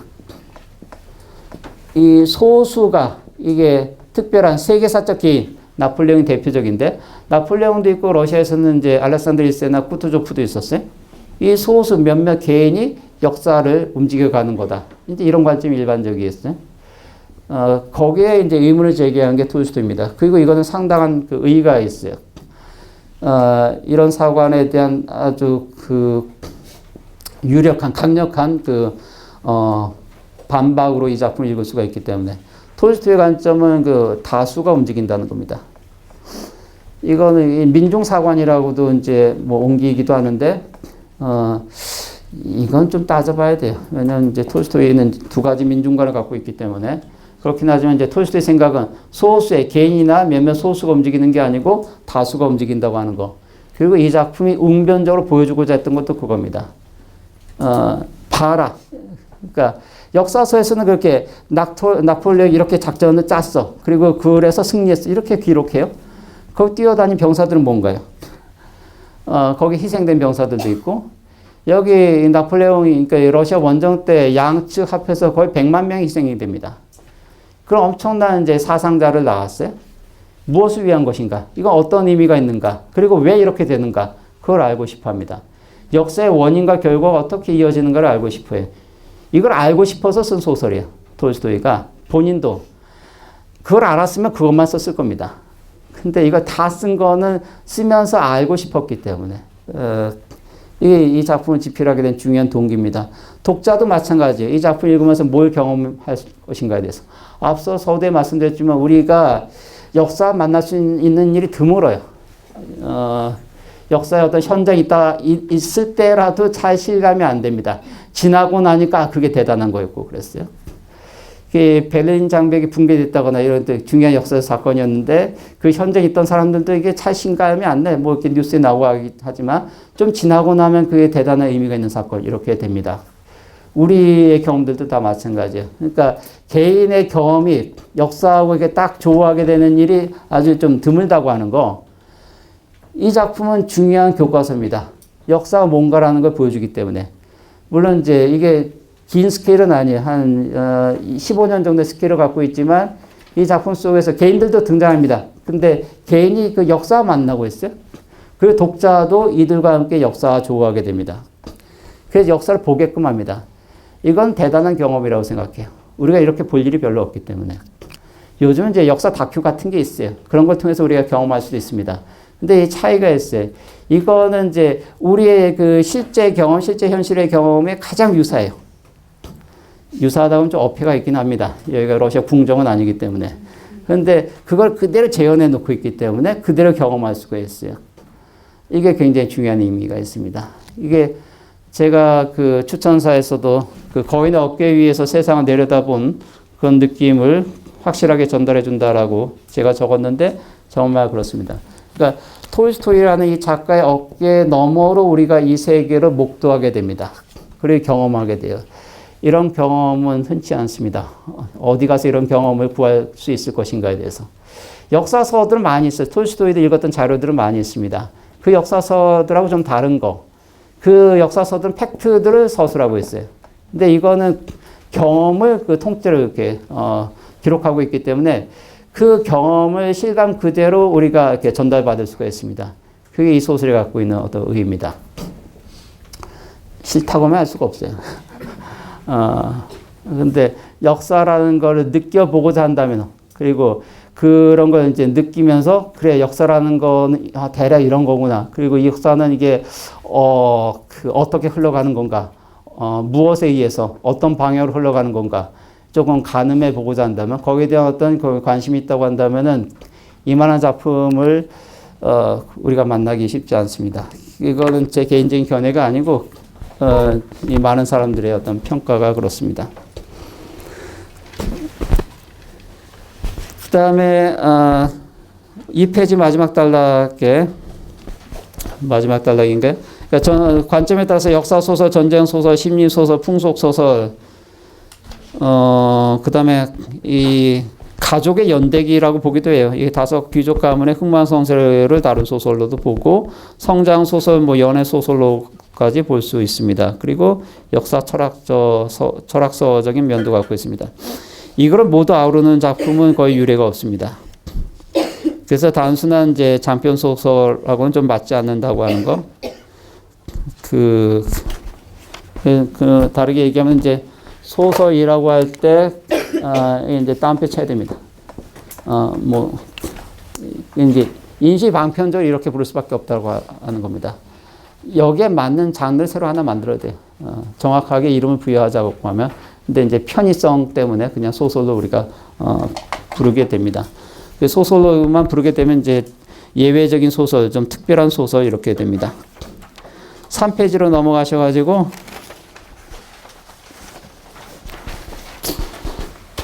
굉장한 파노라마를 보여주는데, 그 사진들 사이에 중간에 보시면 이제 4명의 인물을 주로 그립니다. 안드레이하고 피에로하고 나타샤하고 마리아가 주된 인물이고, 그렇지만 조연급 인물들도 상당히 생생하게 그리고 있는 게 이 작품의 특징입니다. 그게 이제 톨스토이 작가적 그 역량입니다. 이게 이 작품 집필 과정에서, 톨스토이 이 작품 쓴다는 거는 또 러시아의 상류사회에서는 다들 알고 있었기 때문에, 그리고 이게 가까운 과거로 다루고 있잖아요. 그래서 이게 모델 소설이라는 얘기가 있어가지고, 수시로 이제 톨스토이 야스나의 폴련에 사람들이 들이닥쳤다 그래요. 잘 보이려고. 내가 좀 나온다죠? 해가면서 이렇게. 서로 이렇게 얼굴을 들이밀고 했다고 그럽니다. 왜 그러냐면 이제 아니 이게 수백 명의 인물들이 등장하는데 다 지어내기 어렵잖아요. 그러니까 이제 누구를 흉내 내 가지고 이제 모델로 염두에 두고 그리고 해서 근데 읽는 사람들마다 주장은 다 달랐어요. 그게 뭐 그렇게 여러 가지 섞여 있으니까 그럴 수밖에 없는데 그래서 여러 이제 좀 해프닝도 있었습니다. 여기 톨스토이를 대변하는 인물은 안드레이하고 피에르가 이제 그 두 남자 주인공으로서 톨스토이 분신적인 인물이라고 말씀드렸는데 톨스토이의 어떤 양면성을 다 이렇게 보여주는 인물들입니다. 피에르는 이게 좀 덩치가 크고 좀 뚱뚱하고 그 다음에 좀 엉뚱한 짓을 잘해서 이 작품에서도 그 별명이 야만인으로 되어 있는데 톨스토이가 그런 인물이야.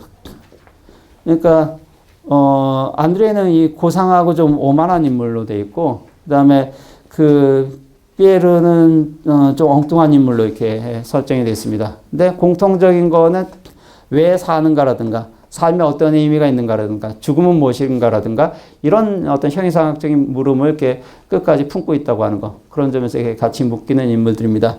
이거는 안나 까레니나의 레빈으로까지 계속 이어지게 됩니다. 그러니까 이 톨스토이의 트레이드 마크에 해당하는 그런 인물들입니다.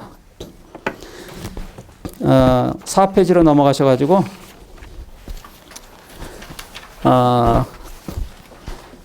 그 다음에 덧붙여서 이제 러시아 민중을 그리고 있다고 하는 거, 지원의 인물들도 있고, 그 다음에 농민병사 까라타예프 같은 경우도 대표적인 사례입니다. 하도 이제 중요한 인물이어서 영화에도 나옵니다. 이 까라타예프는. 그리고 나폴레옹 대신에 맞세우고자 합니다. 역사를 누가 움직이는가? 나폴레옹은 자기가 움직인다고 생각해요. 역사의 주인이라고 생각합니다. 근데 나폴레옹조차도 역사의 그 에이전트에 불과해요. 꼭두각시에 불과하다고 하는 거. 역사를 움직이는 거는 더 거대한 힘이라고 하는 거. 그게 톨스토이의 생각입니다. 미르란 말은 좀 중의적입니다. 그래서 러시아어로 미르라고 하는데 이게 평화란 뜻도 있고 그다음에 농민 공동체를 가리키기도 하기 때문에 이게 그냥 농민 혹은 민중이라고도 이렇게 이해하기도 합니다. 그럼 전쟁과 민중 이렇게 됩니다. 또는 여기 해설에서처럼 이제 전쟁과 삶 이렇게도 해석이 됩니다. 이거는 한시적인 주제는 아니고 전쟁과 평화도 그렇지만 전쟁과 삶이라고 하는 거, 삶의 연속성이라고 하는 거는 문학의 좀 오랜 주제이기도 합니다. 그런 주제를 다루고 있는 작품으로도 이 작품을 읽을 수가 있습니다. 거기 마지막에 보시겠습니다. 톨스토이의 청년기에 가장 젊은 시기의 작품 대작이기 때문에 그러니까 52년에 등단해서 톨스토이가 쓴 작품이 자전 3부작이 있고 그 다음에 세바스토폴 이야기라든가 자기의 이제 크림 전쟁 참전했던 경험을 소재로 한 이제 그 전쟁 소설들이 좀 있습니다. 그리고 중요한 작품이 가정 행복이라든가 그 다음에 까자크 같은 작품들도 있지만 역시 중요한 대작은 이 전쟁과 평화입니다. 그리고 이 전쟁과 평화란 작품을 씀으로써 톨스토이의 등급이 올라가게 돼요. 작가 레벨이 올라가게 됩니다. 그 이전 작품만 하더라도 중요한 작가였어요. 근데 이 작품을 씀으로써 톨스토이가 소위 언터처블한 작가가 됩니다. 넘사벽의 작가로 이렇게 도약하게 됩니다. 이 작품 쓴 다음에 죽어도 아무 상관없었어요. 톨스토이는. 그래서 러시아에서 가장 중요한 작가의 한 명으로 남았을 겁니다. 그래서 이 한 개인의 그 가장 뛰어난 성취이면서 동시에 세계 문학사에 아주 유력한 빼어난 성취에 해당하는 게 이 전쟁과 평화입니다. 맛보기 강의라고는 되어 있는데 적당한 말씀을 드렸는지는 잘 모르겠지만 여하튼 이 작품에 대한 소개로 가름하도록 하겠습니다.